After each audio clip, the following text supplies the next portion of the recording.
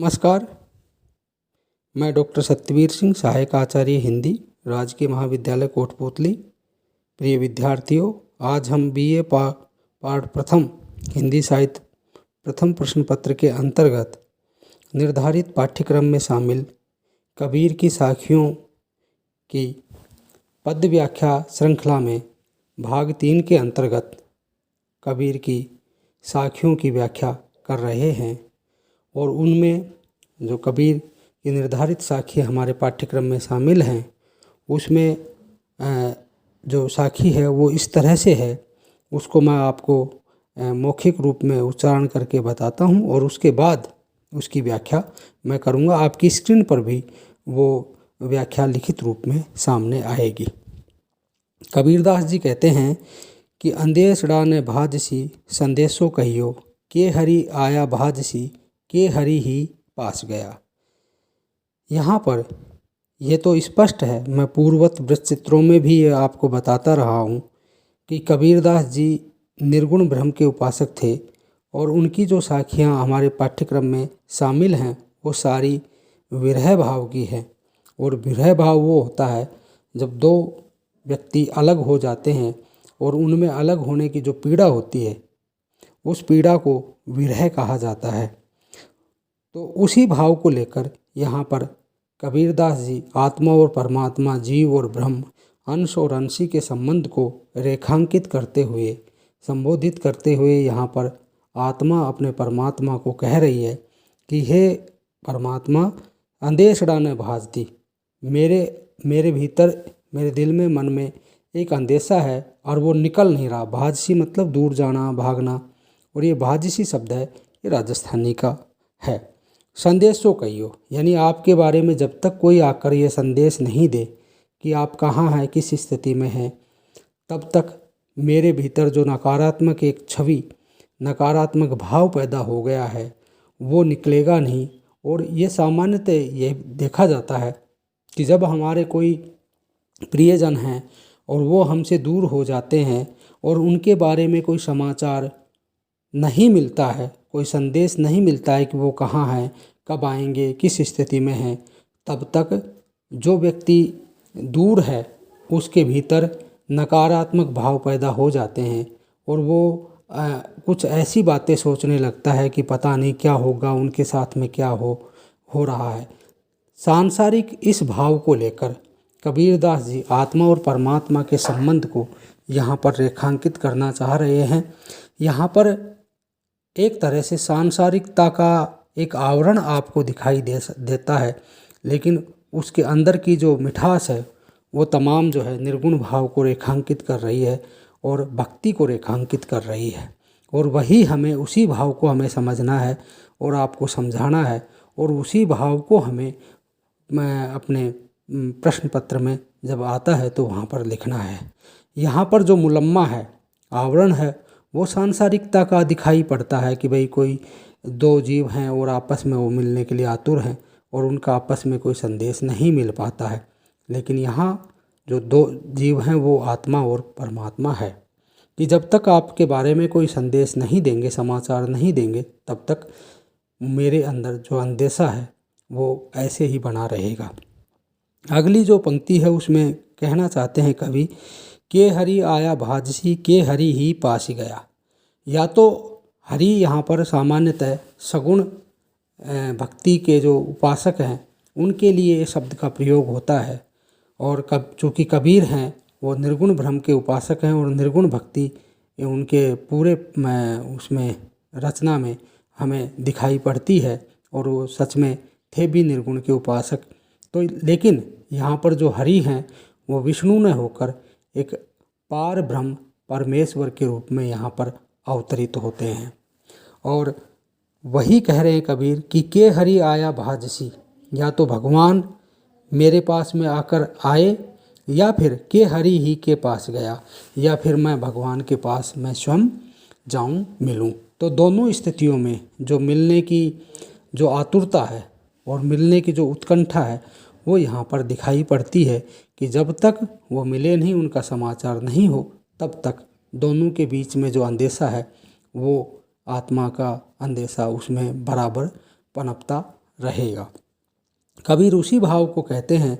कि जब आत्मा परमात्मा से जुदा होकर इस शरीर में प्रविष्ट होती है, उसी समय से आत्मा अपने उस परमात्मा से मिलने के लिए आतुर रहती है, परंतु बीच में जो मन है, सांसारिकता है, विषय वासनाएं हैं, काम क्रोध मद लोभ मोह, तमाम जो इस तरह की जो सामाजिक जो बुराइयां हैं, और एक तरह से भक्ति के रूप में इनको सामाजिक बुराई के रूप में देखा जाता है, विषय वासनाएं हैं, ये तमाम हैं, ये उनको मिलने के लिए रोकती हैं, और जब तक वो रुकते रहेंगे तब तक आत्मा इस संसार में रहेगी, और बाद में वो इस शरीर से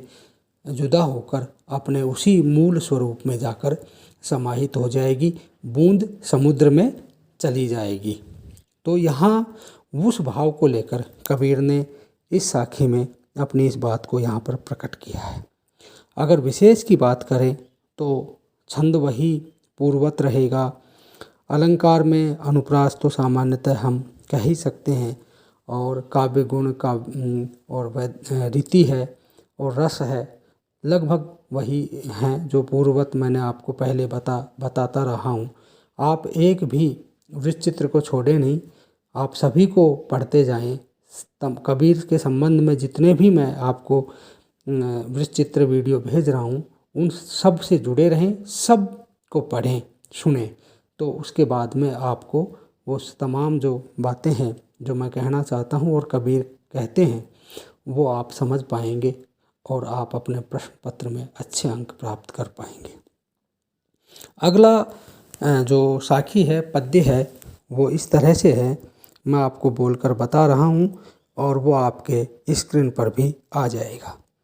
यह तन जारो मसी करूँ, जो धुआं जाई सरग्गी, मति वे राम दया करें, बरसी बुझावे अग्गी।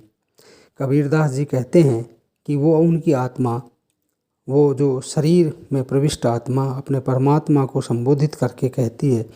कि यह तन जारो मसी करो, मैं जिस शरीर में प्रविष्ट हूँ उस शरीर को मैं अपने आप को जलाना चाहती हूँ, यानी मैं उसके अस्तित्व को समाप्त करना चाहती हूँ। क्यों? क्योंकि इस शरीर में रहते आप मुझे दर्शन नहीं दे रहे हैं, आपने अपना अस्तित्व जो है वो मेरे सामने नहीं रख रहे हैं, और इससे मुझे अंदेशा हो रहा है कि हो सकता है कि फिर अब मुझे अपना अस्तित्व समाप्त करना पड़ेगा, और जब मैं अस्तित्व समाप्त करूँगी तो फिर तो सामान्यतः आपसे मिलना ही होगा, वो तो एक प्रक्रिया है। यहाँ पर कहते हैं आत्मा कि यह तन जारो मसी, मसी मानी है स्याही, राख स्याही को हम बोलते हैं, और कबीरदास जी अपने वाणी में अपनी बातों में कहते भी हैं कि मसी कागज़ छुयो नहीं, कलम गही नहीं आत, मैंने कागज़ कलम और स्याही को छुआ नहीं। तो यहाँ पर वही मसी शब्द का प्रयोग कहते हैं कि जब शरीर जलता है और जलने के बाद में राख का ढेर बन जाता है, एक तरह से स्याही की तरह से काली राख रह जाती है, जो और उसके बाद जब वो जलेगा, जो धुआं जाए सरग्गी, और फिर उससे जो निकलने वाली जो धुआं है वो जाके स्वर्ग में, सरग्गी मतलब है स्वर्ग में जाएगी, जहाँ पर वो ईश्वर रहते हैं। उस ईश्वर के पास जब जाकर जाएगी तो उनको वो एहसास होगा कि हाँ, उसके जो एक अंश के रूप में जो पृथ्वी पर जीव है वो तो जल रहा है, और तब उनको एहसास होगा, तब वो शायद मुझसे मिलेंगे। मति वे राम दया करें, मति मतलब शायद, हो सकता है। अब यहाँ पर एक तरह से व्यंजना भाव है, यहाँ पर व्यंग्य कर रही है आत्मा कि शायद वे राम दया करे, वे राम जो अपने भक्तों पर, अपने जो जीव हैं उन पर बहुत सामान्य भाव से ही एकदम प्रकट हो जाते हैं, दयालु हैं, और उनकी थोड़ा सा भी जो दुख संताप परेशानी होती है तो वो तुरंत प्रकट हो जाते हैं। लेकिन मेरी स्थिति इतनी विचित्र है और ख़राब है कि मैं जलने, यानी एक तरह से मेरा शरीर जर्जर हो गया है, लेकिन अब तक मुझे वो दर्शन नहीं दे रहे, अपना वो स्वरूप प्रकट नहीं कर रहे हैं, दिखा नहीं रहे हैं। तो मति वे राम दया करे, बरसी बुझावे अग्गी, शायद फिर उसके बाद में वो